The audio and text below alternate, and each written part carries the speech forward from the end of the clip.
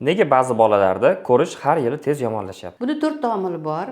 Birinchisi, albatta hozirgi bolalarimizga yuklanayotgan juda katta yuklamalar, ya'ni ular juda ko'p o'qishadi va juda ko'p mana shu darsliklarni ayniqsa iloji bo'lsa yaqindan telefonda o'qishga harakat qilishadi.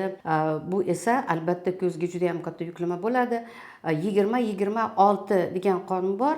Ya'ni har 20 minutda 20 sekund bola dam olishi kerak va uzoqlarga qarash kerak. Ya'ni bu 6 metr.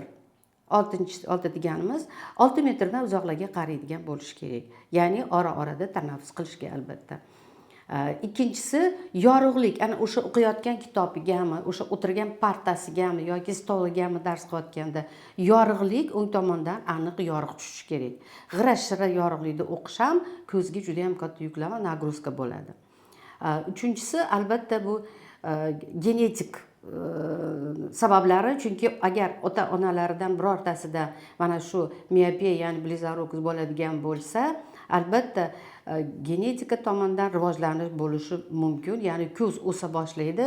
Ko'z o'sa boshlaganda esa albatta miopiya rivojlanadi. To'rtinchisi esa bu bizda buni yolg'on miopiya deyiladi, spazm akkomodatsiya.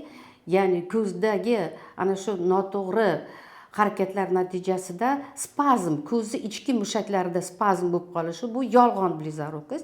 Chunki agar o'sha spazmni vaqtida aniqlab, agar o'sha narsani yo'q qilinadigan bo'lsa, bu narsa to'xtaydi, blizarukuz yo'qoladi. Lekin agar bunga e'tibor berilmasa, u tezda haqiqiy miopiyaga o'tadi va u juda tez rivojlanadi. Shunaqa kasalliklarni oldini olish uchun nima qilish kerak? Buning uchun bola 6 oygacha, har 6 oyda, undan keyin 1 yoshdan keyin esa har yil oftalmolog ko'rigiga olib kelish kerak. Agar hozir chora ko'rilmasa, miopiya ko'rlikka olib kelishi mumkinmi? Albatta. Chunki hozirgi kunda o'sha butun dunyo sog'liqni saqlash tashkiloti tomonidan berilayotgan prognozlar bo'yicha 2050-yilga borib har ikkinchi bolada bu blizarukuz miopiya bo'lishi mumkin va ulardan 20% nogironlik olib keladi degan statistik ma'lumotlar bor.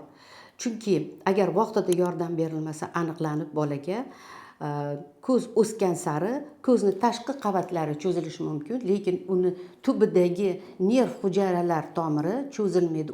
O'z oti bilan u to'r qavat tortilib, sitilib, yirtilishi mumkin. Distrof o'choqlar paydo bo'lishi mumkin, keyinchalik ko'chishi mumkin va bu albatta nogironlikka olib borishi mumkin.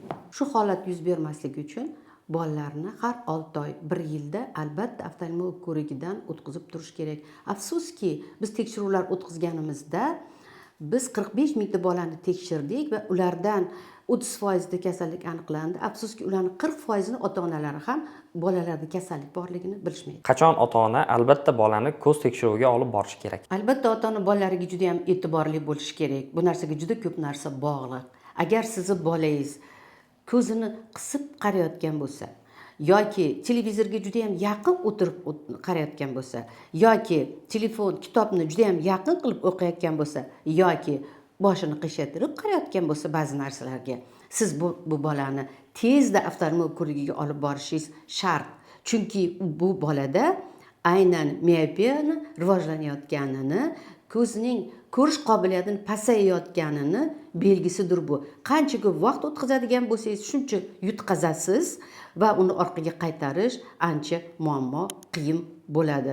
Shuning uchun hozirgi kunda biz 50%lik chegirmalar e'lon qildik aynan mana shunday bolalarni to'liq diagnostikasi uchun va mana shu chegirmalardan foydalanib, DMC klinikasiga kelib vaqtida bolalaringizni tekshirtiring.